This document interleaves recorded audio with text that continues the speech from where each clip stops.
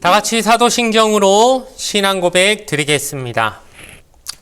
전능하사 천지를 만드신 하나님 아버지를 내가 믿사오며 그 외아들 우리 주 예수 그리스도를 믿사오니 이는 성령으로 잉태하사 동정녀 마리아에게 나시고 본디오 빌라도에게 고난을 받으사 십자가에 못 박혀 죽으시고 장사한 지 사흘 만에 죽은 자 가운데서 다시 살아나시며 하늘에 오르사 전능하신 하나님 우편에 앉아 계시다가 저리로서 산자와 죽은 자를 심판하러 오시리라. 성령을 믿사오며 거룩한 공예와 성도가 서로 교통하는 것과 죄를 사하여 주시는 것과 몸이 다시 사는 것과 영원히 사는 것을 믿사옵나이다. 아멘. 오늘 우리에게 주신 하나님 말씀은 구약성경 출애굽기 21장 28절에서 32절까지 말씀입니다. 구약성경 114페이지에 있는 출애굽기 21장 28절에서 32절까지의 말씀, 구약성경 114페이지에 있는 출애굽기 21장 28절에서 32절까지 말씀을 제가 읽어 드리겠습니다. 소가 남자나 여자를 받아서 죽이면 그 소는 반드시 돌로 쳐서 죽일 것이요 그 고기는 먹지 말 것이며 임자는 형벌을 면하려니와 소가 본래 받는 버릇이 있고 그 임자는 그로 말미암아 경고를 받았을 때 단속하지 아니하여 남녀를 막론하고 받아 죽이면 그 소는 돌로 쳐 죽일 것이고 임자도 죽일 것이며 만일 그에게 속죄금을 부과하면 무릇 그 명령한 것을 생명의 대가로 낼 것이요 아들을 받든지 딸을 받든지 그 이 법규대로 그 임자에게 행할 것이며 소가 만일 남종이나 여종을 받으면 소임자가 은 30세겔을 그의 상전에게 줄 것이요 소는 돌로 쳐서 죽일지니라. 아멘. 오늘 주신 말씀을 가지고 한 번뿐인 우리 인생이라는 제목으로 말씀의 은혜를 함께 나누도록 하겠습니다. 계속해서 율법을 우리가 살펴보고 있는데 하나님이 우리에게 주신 율법을 보면서 특이하게 여겨지는 부분을 좀 살펴본다면 특별히 종에 관한 언급이 많다는 것을 여러분 유심히 살펴보셨으면 아실 줄로 믿습니다. 굉장히 보면 하나님의 율법 안에 이 종에 관해서 어떻게 하라고 하는 내용이 많이 등장한다는 것을 우리가 느끼게 됩니다. 그런데 이것이 당시 이방, 특별히 가나안 민족들의 어떤 그들이 사용하던 법과 비교해 보면 이스라엘 사람들에게 주신 법, 특별히 종에 관해서 이렇게 하라고 하는 그 하나님이 주신 법은 이방 나라들과 비교했을 때 전혀 수준이 다를 정도로 매우 파격적이고 종의 인권을 굉장히 존중한다는 것을 우리가 느끼게 됩니다. 다른 나라들은 종을 마치 재산처럼 주인의 어떤 재산이고 물건 취급하던 그런 시대였는데 하나님 그게 아니라 종이라 할지라도 어제 살펴봤지요. 주인이 종을 때려서 죽이면은 즉시 죽으면 주인도 사형이다. 함부로 종 때리지 마라. 그리고 종을 만약 때려서 상해 정도로 끝났다고 치면 죽지는 않았지만 상해를 입었다. 그럼 그 종을 무조건 해방시켜 줘야 합니다. 뿐만 아니라 종이 평생 노예가 아니라 7년 지나면 어쩌죠? 법적으로 종을 무조건 풀어줘야 되는 겁니다. 면천을 시켜줘야 되는 겁니다. 그리고 종이 나갈 때 맨손으로 나가지 못하게 하나님 뭐라고 하셨습니까? 아예 그 퇴직금까지, 요즘식으로만 하면 퇴직금까지 줘서 종을 보내라. 이 정말 당시 문화로 보자면은 종에 대해서 이 정도로 인권을 존중해주는 정도를 다른 나라 법에서는 찾아볼 수가 없습니다. 너무 파격적이라서. 그런데 왜 그렇습니까? 하나님이 계속해서 말씀하시지만 종도 하나님의 형상대로 지음받은 인간으로서 존귀한 존재다. 그러니 그의 인권을 니들이 함부로 무시하지 마라. 하나님이 그것을 확실하게 법으로 못 박아 두셨다는 겁니다. 그러니 요즘식으로 말하면 우리 인권의 사각지대들이 있지 않습니까? 뭐 성경에도 고아라든가 과부, 나그네, 또 가난한 자들 보면 우리 눈에 잘 띄지 않는 그런 인권의 사각지대에 놓여 있는 사람들에 대해서 하나님은 매우 관심이 크시다는 것을 지속적으로 하나님은 말씀을 통해 우리에게 알려주고 계십니다. 그러니 우리 하나님의 백성들이 이런 인권의 사각지대 안에 있는 사람들을 도와줄 때 하나님이 이걸 너무 기뻐하시고 우리에게 너희가 그렇게 하면 내가 반드시 너희에게 복을 주겠다. 이걸 하나님의 약속으로 반드시 적어 놓으실 만큼, 그러니 너희가 가난한 자나 고아나 과부, 나그네들을 잘 섬기면 내가 그거는 절대 잊지 않고 너희한테 반드시 복 주겠다고 하나님이 거듭거듭 성경에 약속으로 적어 놓으실 만큼 이 부분만큼은 하나님이 매우 관심이 있으시고 중요하게 여기신다는 것을 우린 꼭 기억해야 하는 것입니다. 그러니 예를 들어 신명기 15장 10절에 보면 너가 그렇게 가난한 자들에게 도와준 거를 내가 기억했다가 네가 하는 모든 일, 내 손이 닿는 모든 일에 내가 복을 주겠다고 하나님이 약속해 주셨고, 또 잠언 19장 17절에 보면 가난한 자를 불쌍히 여기면 그것은 하나님께 꾸어드리는 것이다. 그러니까 우리가 아니 하나님이 우리한테 꾸신다는 게 말이 됩니까? 우리가 뭐 하나님을 어떻게 빚쟁이로 만들겠습니까? 그런데 하나님이 네가 가난한 사람을 도와주면 내가 너한테 빚쟁이 된 거나 다름없다. 내가 반드시 갚아줄게. 너가 가난한 사람들 그렇게 불쌍히 여기고 도와주는 거 내가 너한테 갚아야 되는 빚이 생기는 거와 마찬가지니까 난 반드시 갚아주겠다라고 그렇게 말씀하실 정도로 이 부분은 하나님이 반드시 그 선행을 갚아주신다고 성경이 얘기하고 있는 겁니다. 예수님은 어떻습니까? 누가복음 6장 38절의 말씀 보면은 주라, 그럼 내가 너희에게 다시 줄 것인데 후히 되어 누르고 흔들어 넘치도록 안겨주겠다. 그러니까 너가 어려운 사람들, 인권의 사각지대에 놓인 사람들을 그들을 근실히 챙기고 보호해주고 그를 도와주면 내가 이거에 대해서는 아주 누르고 흔들어 넘치도록 너한테 주고 싶으니까 제발 그렇게 좀 해달라고 하나님이 말씀하셨다는 것. 그러니 우리가 이 부분을 진짜 귀하게 여기고 꼭 이 부분을 머릿속에 아주 입력을 시켜가지고 하나님이 이 세상에서 제일 좋아하시는 게 그거구나. 이거 알면은 축복의 비밀을 하나 깨닫는 것과 같은 그런 여러분에게 은총이 있게 된다는 사실을 꼭 기억하시기 바랍니다. 이제 그 다음 내용이죠. 28절부터 36절까지 내용을 보면 이것은 이제 어제는 피해 받으면 누군가가 누가 누군가한테 피해를 주면 반드시 어떻게 보상을 해야 된다 이 문제를 다뤘다면, 오늘은 직접적인 피해를 준 건 아니지만 우리가 살다 보면 직접 누구에게 피해를 줄 수도 있지만 내가 그러려고 그런 건 아닌데 어떻게 하다 보니 간접적으로나마 누군가한테 또 피해를 줄 수 있지 않습니까? 그런 것에 관한 보상 규정을 말씀하고 있는 내용이 이제 본문 28절부터 36절까지 내용인데, 오늘 우리가 읽은 부분도 살펴보면 예를 들어 소가 사람을 받아 죽이게 되면 어떻게 됩니까? 일단 소는 당연히 죽여야죠. 왜 그렇습니까? 감히 하나님의 형상대로 지음받은 이 사람 존귀한 존재를 이 소가 받아 죽였으니 그 소는 당연히 죽여야 되는 겁니다. 그러나 주인은 그건 또 소가 그렇게 한 걸 주인이 또 일일이 다 옆에 있을 수도 없는 거고, 그러니 주인은 실수라고 생각하고 넘어가 줄 수 있지만, 다만 그 소가 평소에도 자꾸 사람을 받는 버릇이 있다는 걸 알고 나서도 관리를 소홀히 했으면 그것은 소 주인도 책임이 있는 것이니까 이번엔 소 주인도 죽이라고 거기다가는 부칙을 하나 두셨다는 것이죠.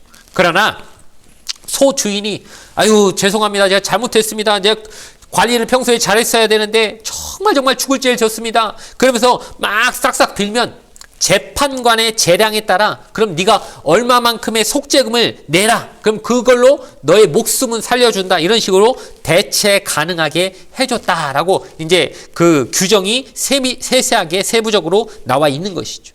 또한 그 다음의 내용을 보면 33절과 34절의 내용을 보면 구덩이를 파는데, 왜 구덩이를 팠을까요? 당시 그 이스라엘 문화에서는 우물을 파야지, 우물이 굉장히 귀한 재산이기 때문에 우물을 파려면 어쩔 수 없이 구덩이를 파야 되지 않겠습니까? 근데 구덩이를 파긴 파는데 그랬으면은 좀 그 뚜껑을 잘 덮어놔야지. 이걸 제대로 관리를 또 안 해놨다가 거기 구덩이에 짐승이 빠져버리면 어떻게 하느냐? 구덩이 판 사람이 당연히 그 금액을 배상해야 된다. 왜냐하면 잘 덮어뒀어야지. 왜 안 덮어놨냐? 너 과실이 있지 않냐? 그러니 그 과실에 대해서 피해 보상을 하라고 나와 있는 것이죠. 또 35절과 36절에 보면 소가 소끼리 서로 받아서 죽으면 어떻게 되냐? 이럴 경우에는 아니 짐승들끼리 그렇게 받은 거 뭐 이거 사람이 어떻게 할 수는, 그건 말 못하는 짐승들끼리 서로 막 다투다가 벌어진 일이니 이건 어쩔 수 없다. 서로 반반씩 책임져라 이렇게 하지만 여기서도 그 소가, 한쪽 소가 평소에도 자꾸 받는 버릇이 있다는 걸 알고 있었다고 하면, 즉 그 주인이, 소 주인이 그 버릇을 알고 있었음에도 불구하고 이번에도 관리를 제대로 하지 않아서 다른 소를 치어서 죽였다면 이번에는 이 죽인, 그 치어서 죽게 만든 소의 주인이 전액 배상하라. 이런 식으로 아주 세부적으로 그 피해 보상에 관해서 하나님이 우리에게 명령을 주고 계십니다. 그런데 여러분, 우리가 이 세 가지의 율법을 살펴봤을 때 한 가지 공통점이 있죠. 그것은 무엇입니까?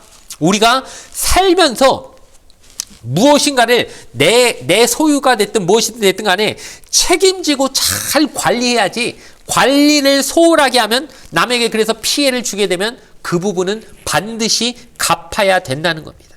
즉 우리가 살면서 남에게 피해 안 주고 살아야 된다는 게 굉장히 중요하다는 걸 우리에게 말해줍니다.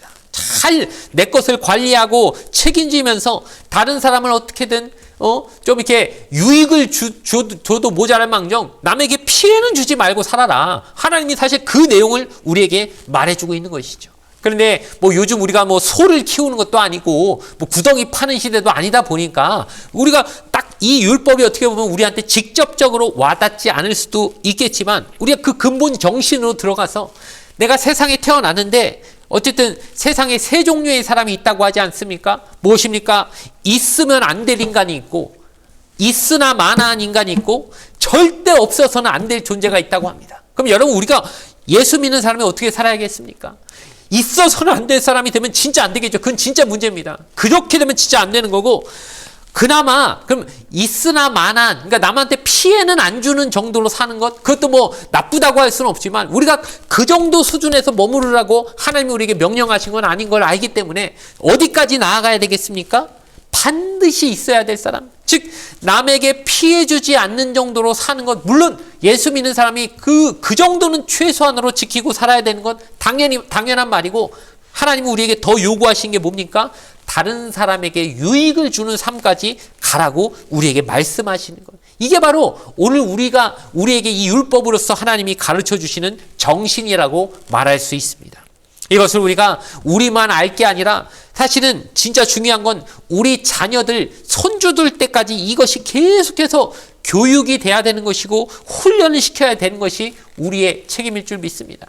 왜냐하면은 아까도 말씀에 계속 나오지만 소가 잘못되면 소 주인이 책임져야 되는 것처럼 내한테 맡겨주신 그 존재들은 내 책임이라는 거 아닙니까? 그리고 부모가 자식을 제대로 못 가르쳐서 그 자식이 진짜 있어서는 안 될 인간이 된다면 그 결국 부모의 책임이기도 하다. 그러니까 부모의 책임과 의무는 그 자녀들, 그 손주들을 있어서는 안 될 인간이 아니라 있으나 마나한 정도가 아니라 없어서는 안 될 세상의 그런 소중한 존재들로 만들어가는 것이 우리에게 맡겨주신 책임이고 의무라고 생각했을 때 우리가 이 책임을 최대한으로 사는 것이 바로 우리에게 주신, 하나님이 우리에게 주신 자녀와 손주들을 잘 이끌어가야 될 우리에게 맡겨진 사명이라는 사실을 꼭 기억하는 저와 여러분이 되어지길 바랍니다.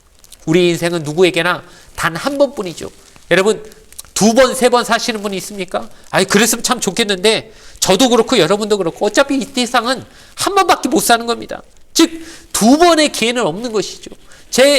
오늘 하루는 오늘 지나가 버리고 나면 절대 다시 돌아오지 않습니다. 오늘 뭔가 잘못된 일을 행하고 나면 이거 없던 걸로 돌리고 싶은 마음이야 굴뚝 같지만 이거 돌이킬 기회가 없다는 겁니다. 그렇다면 누구나 한 번뿐인 인생 좀 잘 살아야 되지 않겠습니까? 근데 하나님이 우리에게 주셨을 때, 우리 인생을 하나님이 우리에게 주셨을 때 뭘 맡기셨을 때 뭘 주셨습니까? 우리에게 기회를 주시고 우리 인생을 주셨을 때 나름 우리한테 다 맡기신 것인데 우리 인생을 잘 관리해야 되는 게 하나님 앞에서 우리의 책임이라고 생각했을 때 오늘 율법이 우리에게 말씀하듯이 네 소유를 잘 관리해라. 네가 너의 소를 잘 관리해라. 네가 파놓은 구덩이를 잘 관리해라. 너의 재산 아니냐? 너에게 맡긴 것 아니냐? 왜 이걸 가지고 남에게 피해를 주게 만드느냐? 그럼 네 것을 제대로 관리 안 하면 너한테 책임 묻겠다. 오늘 율법이 말하고자 하는 바가 그것이라고 했을 때 우리 인생으로 그걸 대입시키면 어떻습니까?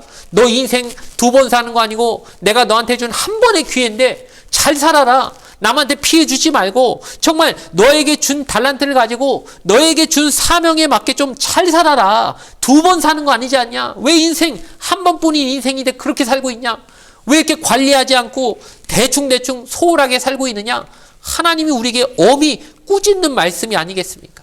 여러분, 진짜 우리가 하나님 앞에 간다고 가서 하나님 앞에 서는 날이 언젠가는 올 것인데 그때를 생각하면 자다가도 등줄기가 서늘해지지 않습니까? 하나님 앞에 섰는데 너 한 번뿐인 내가 준 인생 어떻게 살다 왔니? 하나님이 물으실 때 우리가 그 앞에서 감히 그래도 뭐라고 할 말은 있어야 되지 않겠습니까?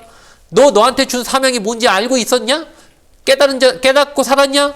뭐였냐? 한번 말해봐라. 저도 가끔 그런 생각이 듭니다. 하나님 앞에 섰는데 너 김 목사 내가 너한테 준 사명 뭐였냐? 알고는 있었냐? 그렇게 물으신다면 와 그때 할 말 없으면 어떡할까라는 그런 생각이 들 때마다 근데 우리 정신을 바짝 차려야 되는데 한 번뿐인 인생 2번도 아니고 한 번밖에 없는 인생인데 이거 제대로 관리하지 않고 함부로 소홀하게 살다가 시간도 대충 쓰고 몸도 그냥 관리도 안 하고 우리 건강도 관리 안 하고 그냥 대충 흥청망청 그냥 절제하지 않고 살다가 시간도 막 쓰고 그냥 나에게 주신 모든 기회들을 함부로 그냥 버리고 살다가 언젠가는 하나님 앞에 갔을 때 우리 한 번뿐인 인생 제대로 못 살고 하나님 앞에 가면 얼마나 책망받을 일이 되겠습니까? 여러분 예전에 우리가 잘 아는 피겨 스케이팅 선수 김연아 선수가 그 자신의 13년간의 그 운동 생활을 선수로서의 생활을 마무리하면서 자기가 13년 동안 최고의 몸 상태를 유지하기 위해서 딱 적정 몸무게에 1kg도 더 오버된 적도 없고 더 떨어진 적도 없는 가장 완벽한 상태의 몸을 13년간 유지했다는 그 얘기를 듣고 야 기가 막히다는 생각을 해봤습니다. 그리고 저게 바로 하나님 앞에서 신실하게 살아가야 할 우리의 자세겠구나. 우리가 본받아야 될 자세겠구나 라는 생각을 해봤습니다. 여러분 13년 동안 그 몸무게를 유지한다는 게 얼마나 대단한 일인지 우리가 너무 잘 알지 않습니까? 이건 절제를 어느 정도 수준으로 했을지 우리는 안 봐도 비디오입니다. 그렇다면 우리도 하나님 앞에서 최고의 플레이를 해야 될 우리에게 주신 인생을 하나님 앞에 최고의 모습으로 보여드려야 될 일종의 어떤 선수라고 했을 때 우리의 삶을 어떻게 살아가야 될까요? 절제하고 또한 신실하게 꾸준히 노력하면서 하나님 나에게 주신 이 한 번의 기회 제대로 살려가지고 하나님 앞에서 최고로 멋진 모습으로 플레이를 한번 보여드려야겠다라는 마음으로 내 자신을 쳐서 복종시키고 하나님 앞에 끊임없이 내 인생을 통해 한 편의 위대한 하나님의 드라마를 써봐야겠다라고 하는 그런 각오로 살아야 되지 않겠습니까? 오늘 하루도 오늘 우리에게 주신 이 날은 또 한 번의 기회밖에 되지 않는데 오늘 하루 하나님 앞에 참 멋진 모습으로 제대로 살아보겠습니다. 내 욕구를 어떻게든 절제시키면서 하나님이 원하시는 사명에 맞게 내 삶을 잘 관리해서 하나님 앞에 영광 돌려드리겠다라고 하는 각오를 가지고 이 하루를 시작하시고 그렇게 잘 마무리할 수 있게 되는 저와 여러분 되기를 주님의 이름으로 간절히 축원을 드리겠습니다. 잠시 기도드리겠습니다. 좋으신 아버지 하나님 감사합니다. 하나님 우리에게 주신 이 소중한 하루 한 번뿐인 인생 한 번뿐인 기회를 우리가 잘 관리하고 살아서 내게 주신 것 내가 관리하지 못하면 반드시 책임 묻게 된다는 것을 기억하며 하나님 앞에 서는 날 우리가 책망 듣지 아니하고 하나님 앞에 저 주신 달란트로 이렇게 살아서 이만큼을 남겼습니다 라고 자신 있게 말할 수 있는 그런 삶이 될 수 있도록 하나님 인도하여 주시옵소서. 그때 하나님 앞에서 숨고 싶고 할 말 없어지지 않도록 하나님 오늘 하루를 하나님 주신 것을 잘 관리하며 절제하며 신실하게 살아낼 수 있도록 주여 함께하여 주시옵소서. 예수님의 이름으로 간절히 기도드리옵나이다. 아멘. 주기도문으로 예배를 모두 마치겠습니다. 하늘에 계신 우리 아버지여 이름이 거룩히 여김을 받으시오며 나라가 임하시오며 뜻이 하늘에서 이루어진 것 같이 땅에서도 이루어지이다. 오늘 우리에게 일용할 양식을 주시옵고 우리가 우리에게 죄 지은 자를 사하여 준 것 같이 우리 죄를 사하여 주시옵고 우리를 시험에 들게 하지 마시옵고 다만 악에서 구하시옵소서. 나라와 권세와 영광이 아버지께 영원히 있사옵나이다. 아멘.